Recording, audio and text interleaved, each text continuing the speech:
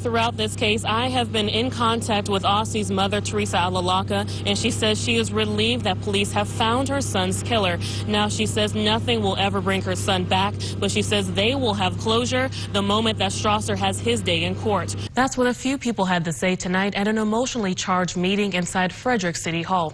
The topic of discussion was the bronze statue on city grounds of Roger Brooke Taney, the author of the Dred Scott decision and a former Frederick resident. Today, we learned he was at the department for 7 hours, but he wasn't being interviewed the entire time. The interview was broken into 2 parts. First, Chase is being questioned about Melissa's whereabouts for a missing persons investigation. And at that point, he wasn't in custody and he hadn't been read his Miranda rights.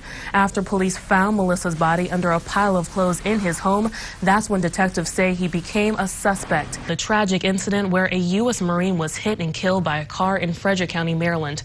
Now police are saying they've run out of leads and they need your help in finding the driver who fled the scene. And newly released court documents tell us more about the night when a Mount Airy woman was shot to death by her husband. Court documents show that Robert Louddick called 911 dispatchers that he fatally shot his wife. This just moments before he shot himself in the chest. Governor Fallin granted a 37-day stay for Richard Glossop. Earlier today, the U.S. Supreme Court denied his request for a stay, and Governor Fallin was the only person who could have stopped his execution today. We begin in Hagerstown tonight, where Ernie Chase, the man charged with raping and murdering his 17-year-old stepdaughter, Melissa Collins, testified in a Washington County Circuit Court hearing this morning. WHAG's Nick Munson was in the courtroom and has the latest. School administrators are putting in extra security measures to make sure students stay safe. Every morning before homeroom, students' bags are checked and they're left in their lockers. The principal says students are only allowed to bring exactly what they need to class. Volvo Group in Hagerstown just finished building one of the largest solar panel canopies on the East Coast.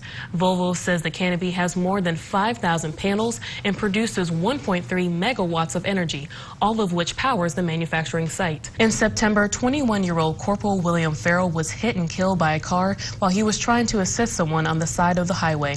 Tonight, his friends and active as well as former Marines gathered to remember him and help his family. Moving on to West Virginia, the retired captain of the Berkeley County Sheriff's Office, who was found guilty of felony embezzlement, was back in court today, but not for sentencing as scheduled.